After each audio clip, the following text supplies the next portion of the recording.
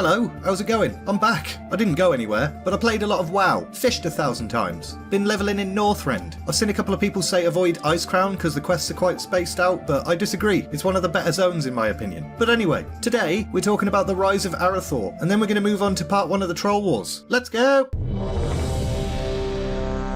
In the Eastern Kingdoms, there were these weird things called humans. These weird looking buggers are kinda tribal, practicing crude forms of druidism and elemental shamanism. They faced a lot of threats, including Amani trolls and high elves, but humanity's greatest adversary was itself. Early tribes constantly warred with one another for land and power. Obviously, that's nothing like humans of today. We're totes more sophisticated, am I right? But one tribe, called the Arathi, came to realise the error of its ways. Troll incursions into human territories had become more ruthless. Something was changing the Amani. If humans remained divided, they'd stand little chance in a war against the trolls. So a warlord named Thoradin led the Arathi on a campaign to bring the tribes under a single banner. In just 6 years, he brought the other tribes to heel. But surprisingly, he didn't reign as a tyrant. Other tribal leaders would serve as honoured generals. As a result, Thoradin won the loyalty of his adversaries and was crowned king. They bloody loved him. He named his kingdom Arathor, which amuses me. I imagine there was a little brain trust meeting where him and his advisors discussed potential kingdom names, and he was like, maybe we could combine the names of my 2 favourite things. How do you mean?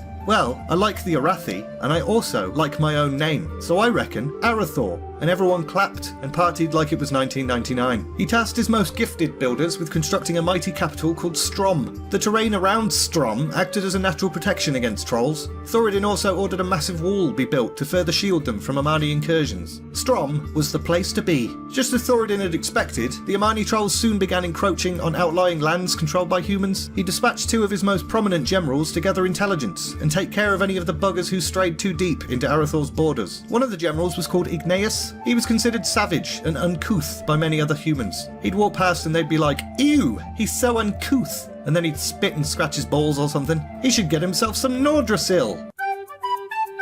But him and his Northlanders were unmatched in their bravery. They went well beyond the borders of Arathor and straight up murdered a whole bunch of trolls. This earned Igneus the name Trollbane. The other general was Lordane. That rhymes. Considered more refined than Igneus, he'd walk past and people would be like, wow, he's so couth, and then he'd bow and twiddle his moustache or something. He and his forces patrolled Arathor's northern borders and stopped any Amani raiding parties from entering. Both generals would often return to Strom with horrific tales. Not only was there a conflict brewing between the Amani and the High Elves, but there are also whispers of something else stirring in the darkened forests. And that's terrible. Thoradin and his generals agreed that it was too risky to send aid to the reclusive High Elves. They'd remain behind Strom's walls, confident they could withstand any foe, and I'm sure they'll be fine. Meanwhile, ever since their defeat by the High Elves, the Amani had been kinda annoyed. They'd been trying to plot some form of revenge, but they lacked a strong leadership. Plus, they'd started fighting each other, which almost led to their tribe being destroyed from within. But their fortunes changed when they received aid from the revered Zandalar tribe. The Zandalari saw themselves as the protectors and spiritual leaders of all trolls. After the Sundering, many troll societies had kind of languished, and the Zandalari were eager to restore their strength. Even the Zandalari had suffered. Their special mountain, that they loved oh so dearly, had been swallowed by the sea, leaving nothing but a small island behind. Zandalari emissaries made the journey to Zul'Aman and promised to help the Amani plan their attack.